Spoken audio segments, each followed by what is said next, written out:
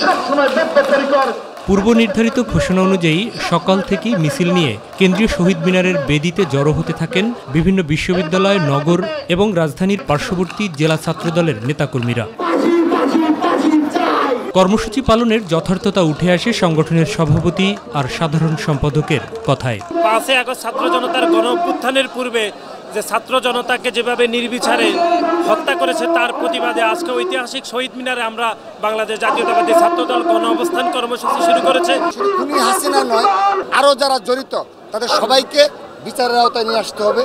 বিগত 15.5 বছরে আমাদের ছাত্রদলের যে সকল নেতাকর্মীদের গুম করা হয়েছে তাদের বিচার অতি শীঘ্রই করতে হবে।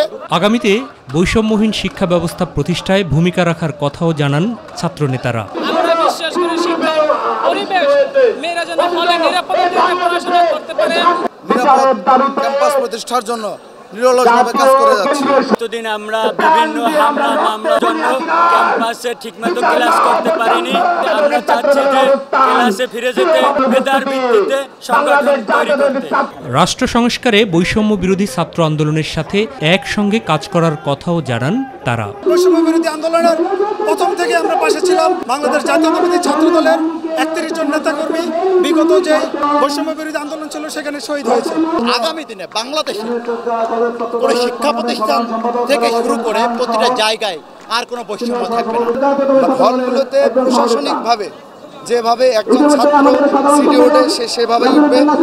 শিক্ষার্থীরা তাদের একদম লিগ্যাল উপায় যৌক্তিকভাবেই তারা হলে অবস্থান করতে পারবে। সকাল 10টা থেকে বিকাল 5টা অবধি চলা অবস্থান কর্মসূচির বক্তব্যের মাঝে কবিতা আবৃত্তি, দেশের গান আর গণসংগীতের মাধ্যমে উজ্জীবিত রাখা হয় নেতাকর্মীদের।